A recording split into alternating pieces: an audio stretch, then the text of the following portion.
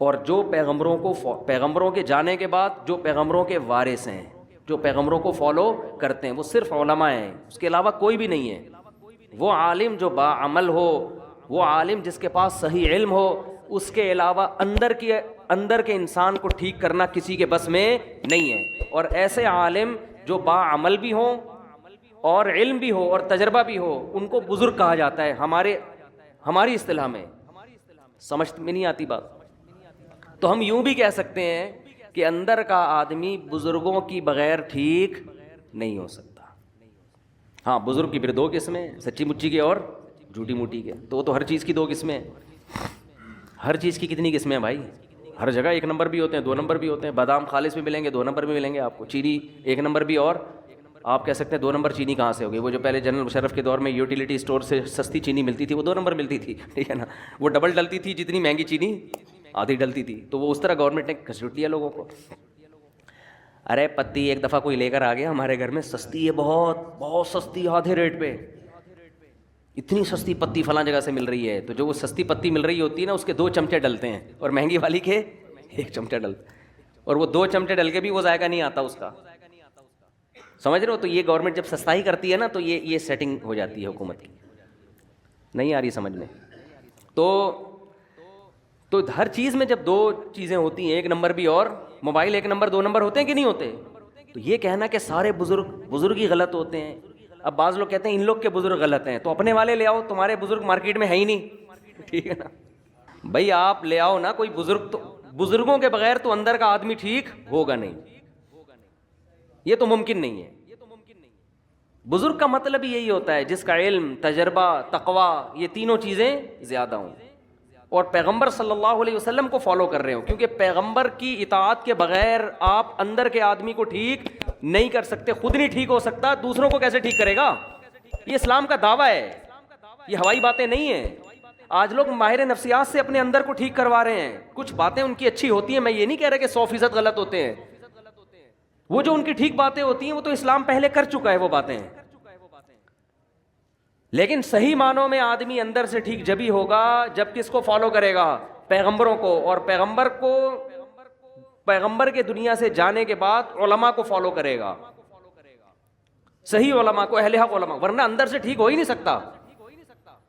میں آپ کو ایک واقعہ بیان کرتا ہوں جس سے آپ کو سمجھ میں آئے گا کہ آج کل ماہر نفسیات، سب نہیں بھائی، سب نہیں ایسے ہوتے، بہت سے ماہر نفسیات نے مذہب بھی پڑھا ہوا ہوتا ہے، اور بہت سے تھوڑی سی کھوپڑی بھی استعمال کر لیتے ہیں، لیکن ہو کیا رہا ہے؟ ایک کیس آیا، ایک خاتون گئی ماہر نفسیات کے پاس، انہوں نے بتایا کہ آپ اپنی دل کی بات بتائیں۔ انہوں نے کہا کہ میرے میاں ایسے، میرے میاں ویسے، میرے میاں یوں، میرے میاں وہ، جو خواتین کے اپنے میاں کی خرابیاں بیان کی۔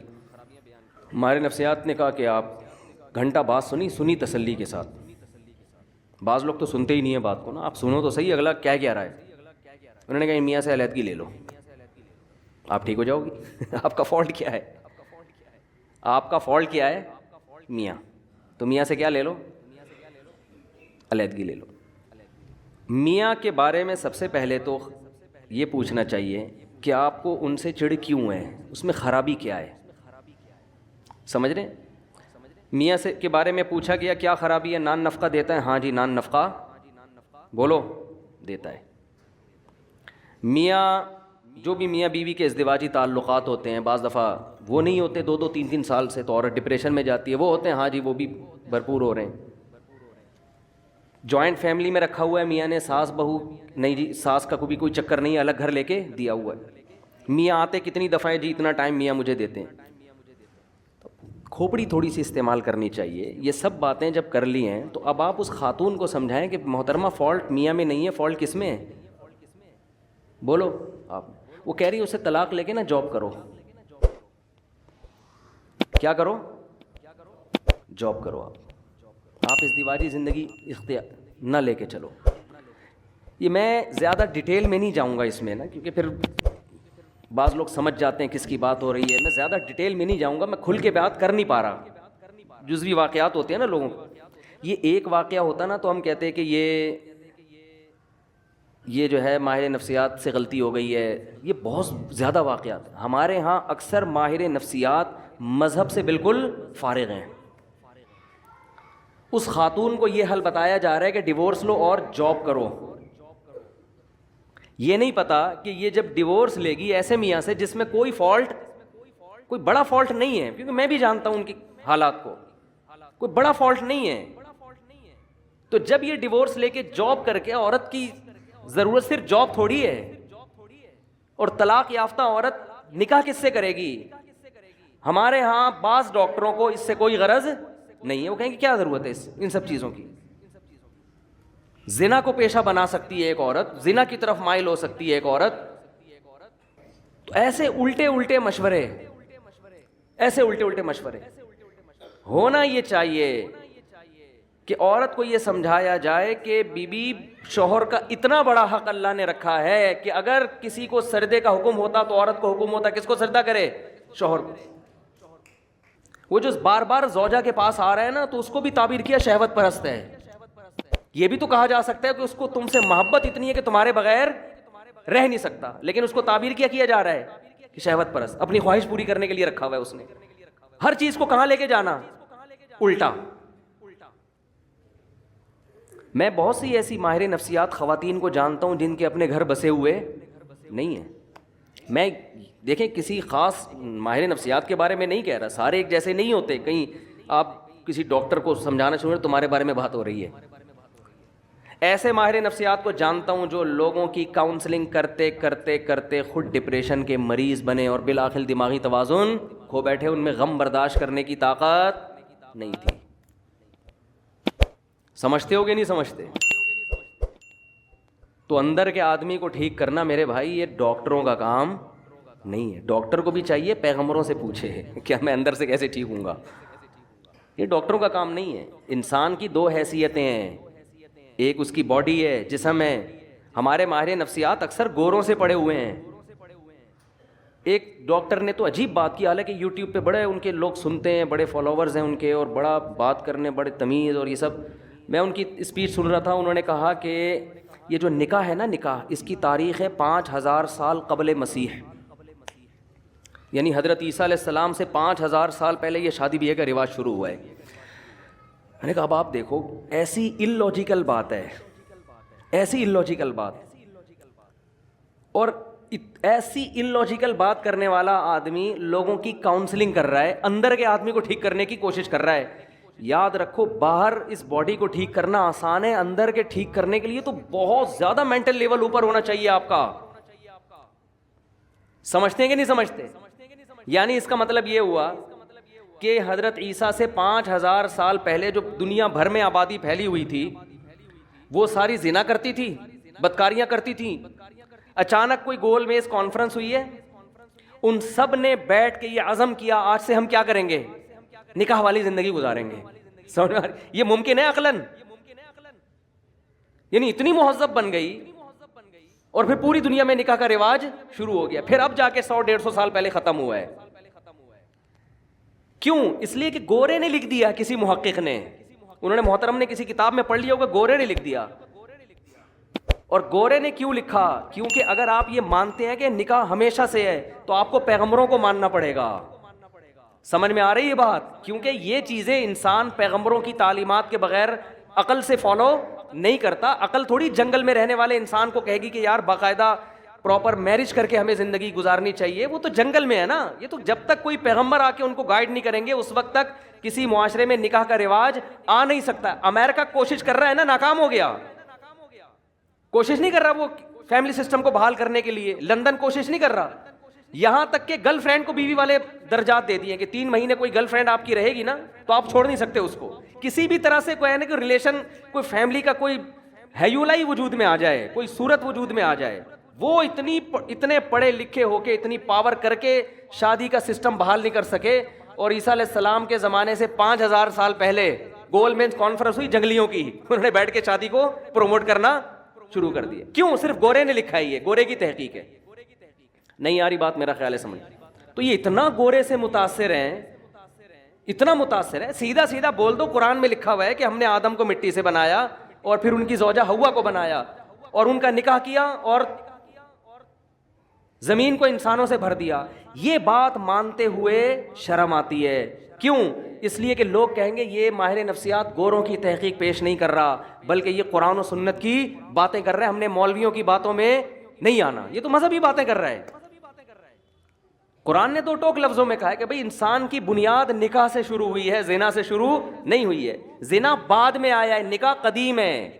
جیسے قرآن کہتا ہے کان الناس امۃ واحدہ, سب لوگ ایک توحید والے دین پر تھے. بت پرستی بعد میں آئی ہے, بت پرستی قدیم نہیں ہے. سمجھ میں آ رہی ہے کہ نہیں آ رہی ہے؟ انسان کی ابتدا اچھے انسان سے ہوئی ہے.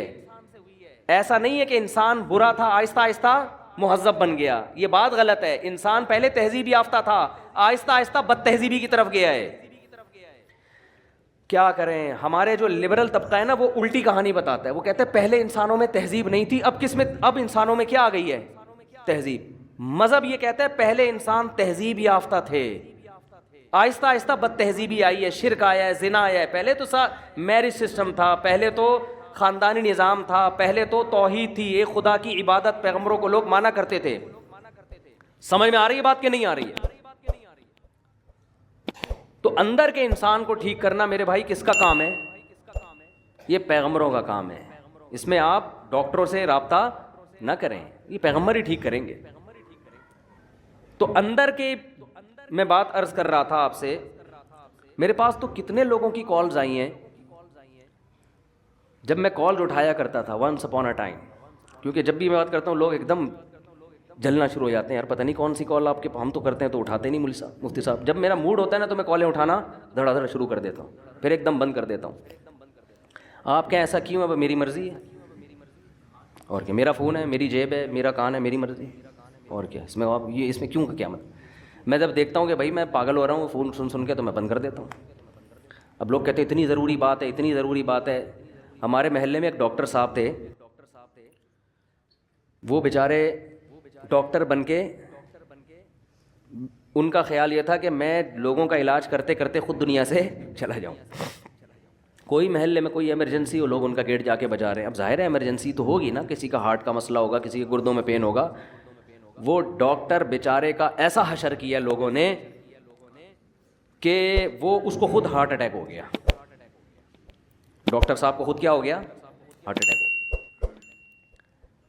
کیونکہ کوئی کسی بھی, اب لوگ تو آئیں گے بھائی ایمرجنسی ہے یار, ہم کچھ تو کرو اس کو, کچھ تو نیمبو چٹاؤ, کچھ قہوہ پلاؤ, کچھ ٹیکا لگاؤ, کچھ تو کرو نا بھائی. ٹھیک ہے ہم بڑے ہاسپٹل جاتے جاتے تو ٹائم لگے گا, ڈاکٹر صاحب یہ آپ سو رہے ہو اور یہ بندہ, لوگوں کو نہیں سمجھ میں آتی یہ چیزیں.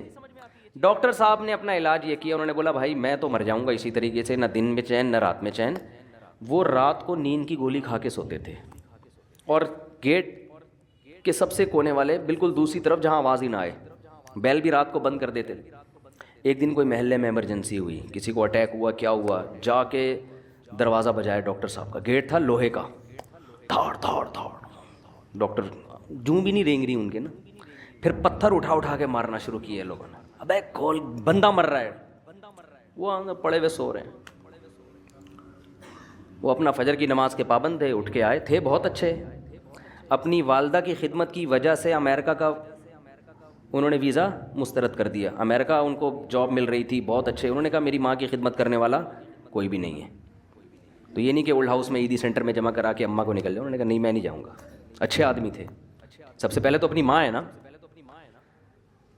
تو مجھے وہ منظر یاد ہے, پتھر مار رہے ہیں, تاڑ تاڑ تاڑ.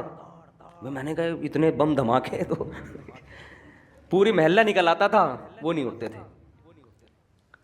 وہ اپنا آرام سے فجر کے بعد اٹھ کے آتے, نماز پڑھتے. کیا ہوا کہ ان کو کوئی غرض ہی نہیں اس سے. وہ کہتے بھائی میں خود ہارٹ پیشنٹ بن چکا ہوں.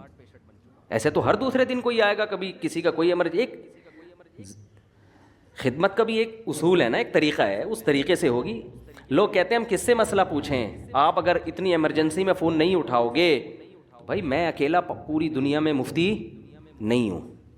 آپ بنوری ٹاؤن فون کرو, آپ جامعہ فاروقیہ فون کرو, گوگل پہ سرچ کرو, بنوری ٹاؤن کا نمبر آئے گا, جامعۃ الرشید کا نمبر آئے گا, دارالعلوم کرنگی کا نمبر آئے گا. آپ پنجاب میں ہو تو جامعہ اشرفیہ کا نمبر آئے گا. یہ سارے دین کے ادارے ہیں, آپ کو شرعی مسائل بولو بتائیں گے, تو آپ کو بتائیں گے, یہ گائیڈ کریں گے. تو ہر وقت نہیں اٹھایا جا سکتا فون. جب میں سمجھتا ہوں اب بالکل وہ پرانا جو دماغ یعنی فریش ہو گیا نا پھر میں فون اٹھانا شروع کر دیتا ہوں. ہو سکتا ہے بھائی کوئی بیچارہ واقعی. تو یہ اسٹائل ہے ہمارا. آپ کہہ سکتے ہیں ٹائم متعین کرتے, وہ کر کے دیکھا وہ بھی نہیں بن پا رہا. اس میں پھر لوگوں, مجھے کوئی ایمرجنسی کام پڑتا ہے تو لوگوں کو پھر فون نہیں اٹھا پاتا. خیر تو, اور بار بار یہ بات عرض کر رہا ہوں, اب بھی لوگ میرے پاس آ کے مسلط ہو جاتے ہیں کہ ہمیں رشتہ بتائیں, رشتہ بتائیں, رشتہ بتائیں. میں نہیں بتاتا رشتہ, میں مارنا پیٹنا شروع کر دوں گا. مذاق نہیں کر رہا میں. ہاں, انسان کی برداشت کی ایک انتہا ہو. کل بھی ایک صاحب آئے ایسے باتوں میں نے گھننے بن کے ایسے آرام سے آ کے یوں کر کے بیٹھ گئے, ایسے نا یوں کر رہے ہیں جیسے بالکل مجھے کوئی کام ہے ہی نہیں. اسٹائل سے میں سمجھ گیا بیٹا یہ بندے کو رشتہ چاہیے. تو میں نے کہا میں کام کر رہا ہوں اپنا, مصروف تھا میں نا آفس میں. انہوں نے کہا آپ کرتے ہیں نا, میں آرام سے بیٹھا ہوں یہاں پہ. مجھے پتا تھا کہ اتنا نیک نہیں ہے. پھر وہی تھوڑی دیر میں رشتے کی بات, وہ اگر میں آپ کے بیان سن کے بہت متاثر ہوا ہوں, اگر کوئی ایک آدھ کہنا یہ چاہ رہے تھے اچھی سی بیوہ مل جائے, میں نے کہا بھائی میں رشتے نہیں کراتا. پھر بھی نہیں کہہ رہے ہیں چلے میں ویسے ہی بیٹھا ہوں, کوئی ہو تو بتائیں. میں نے کہا آپ تشریف لے جائیں, بڑی مہربانی آپ کی. تو خیر آپ کہہ سکتے ہیں اتنا نیک کام ہے آپ کیوں نہیں کر رہے. بھائی اگر ہمارے پاس اس سے زیادہ اچھے کام کرنے کا موقع نہیں ملے گا تو میں یہ والا کام شروع کر دوں گا. اس سے زیادہ ضروری کام ہے, یہ کام کوئی دوسرا بھی کر سکتا ہے. علامہ شبیر احمد عثمانی رحمہ اللہ نے لکھا ہے کہ اگر کوئی عالم راستے میں سبیل کھول کے بیٹھ جائے پیاسوں کو پانی پلانے کے لیے تو گنہگار ہوگا, ثواب نہیں ملے گا اس کو. اس لیے کہ اس کے لیے عالم بننے کی کیا ضرورت تھی. کبھی کسی ڈاکٹر کو دیکھا کلینک بند کر کے لوگوں کو مٹکے لے کے پانی پلا رہا ہو, آ جا بھائی فری میں شربت پلا رہا ہو. کبھی کسی ڈاکٹر کو دیکھا آپ نے, یا کلینک بند کر کے رشتوں کی دکان کھول کے بیٹھا ہوا ہو. مجھے بتاؤ جینا ہاسپٹل میں کوئی اچھا سرجن ہے, کبھی اس کے پاس گئے کہ حضرت میری کوئی اچھی سی شادی کراتے ہیں؟ وہ کہے گا بھائی تو گردے کٹوانا ہے, تو پتھری نکلوانی ہے, تو میرے پاس آ, یہ کوئی شادی دفتر نظر آ رہا ہے تجھے؟ اب آپ اس کو یہ دلیل دو گے کہ انسانیت کی خدمت نہیں کر رہے آپ. وہ کہے گا میں یہ جو چاپڑ لے کے بیٹھا ہوا ہوں یہاں پہ, چھری چاپڑ, یہ کیا کر رہا ہوں میں؟ گوشت کاٹنے کے لیے بیٹھا ہوں یہاں پہ, میں قصائی نظر آ رہا ہوں تجھے؟ میں زیادہ بڑا کام کرنے کے لیے بیٹھا ہوں, لوگوں کے دل کا آپریشن کر رہا ہوں, میں وال سیٹ کر رہا ہوں. تو شادی دفتر بنے میرے بھائی رشتوں کے لیے. آپ کہہ سکتے ہیں پھر شادی کی باتیں کیوں کرتے ہو؟ تو باتیں تو قرآن نے بھی کی ہیں, ترغیب دی ہے. نکاح کی ترغیب دینا یہ علماء کا ٹاپک ہے, شادیاں کرانا یہ علماء کا ٹاپک نہیں ہے. سمجھتے ہو؟ نکاح کی ترغیب تو ہم ترغیب نہیں دے رہے رشتے والے, وہ ہمارا کام ہے, وہ قرآن و سنت کا کام ہے. تو یہ نہیں کیا کریں بہت زیادہ, اس میں آدمی کو پھر ہوتا ہے, پھر میں بد اخلاقی پہ آؤں گا, ایک دفعہ بول دیتا ہوں نہیں کراتا, پھر وہ بیٹھ جاتا ہے, پھر چپک جاتا ہے. بھائی نہیں ہے, ناممکن ہے, ہوگا بھی تو بھی نہیں بتاؤں گا میں. جاؤ. اچھا اتنے تیز ہوتے ہیں, وہ کہہ رہے وہ آپ اس کو بتا رہے تھے نا, اس کو کیا بتا رہے تھے, حالانکہ اس کو بھی میں ٹرخا رہا تھا اس کو بھی میں. تو ہمارا کام مردوں کو نہلانا ہمارا کام نہیں ہے. دیکھو ہم غسل دینے کا طریقہ بتائیں گے, مردے آپ خود نہلایا کرو اپنے. ایک صاحب مجھے کہنے لگے کہ صاحب اتنا ثواب کا کام ہے, آپ محلے میں جا کے مردے کیوں نہیں نہلاتے؟ کسی کی میت ہوتی ہے, آپ کیوں نہیں جا کے نہلاتے اس کا مردہ؟ اتنا ثواب ہے اس میں. میں نے کہا دیکھو خود نہانا بھی تو ثواب ہے نا. کہتے ہیں نہیں لوگوں کو مردوں کو نہلانا آتا نہیں ہے, اس لیے آپ جا کے نہلا دیا کریں, ثواب مل. میں نے کہا لوگوں کو تو خود بھی نہانا نہیں آتا, غسل کے فرائض معلوم نہیں ہے, تو میں جا کے بالٹیاں پانی ڈالوں گا ان کے اوپر, یہ ہے سنت طریقہ. بھائی ہم طریقہ بتائیں گے, چاہے مردے کو نہلانے کا ہو یا خود نہانے کا ہو. نہانا آپ نے خود ہے تو آپ اپنی میت کو خود نہلائیں گے. بیٹا باپ کو نہلائے گا, بھائی بھائی کو نہلائے گا, بیٹی ماں کو نہلائے گی. یہ تو عیدی سینٹر سے بھی یہ کام نہ کروایا کرو, بری حرکت ہے. میت کو عیدی سینٹر بھیج دینا نہلانے کے لیے انتہائی گھٹیا حرکت ہے. تمہارے باپ جس کی موت ہوئی ہے کمبختوں, بہت افسوس ہوتا ہے مجھے کہتے ہوئے, کم از کم آخری خدمت تو خود کر لو اس کی. اتنی نفرت اس کی باڈی سے کہ عیدی سینٹر بھیج دیا جاؤ, نہلا کے لے آؤ. کس مذہب نہ ہونا, اور یہ پڑھا لکھا طبقہ جو ہمارا جس طرف جا رہا ہے, اللہ کی پناہ ہے, 100 دفعہ اللہ کی پناہ مانگتے ہیں ہم اس کلچر سے.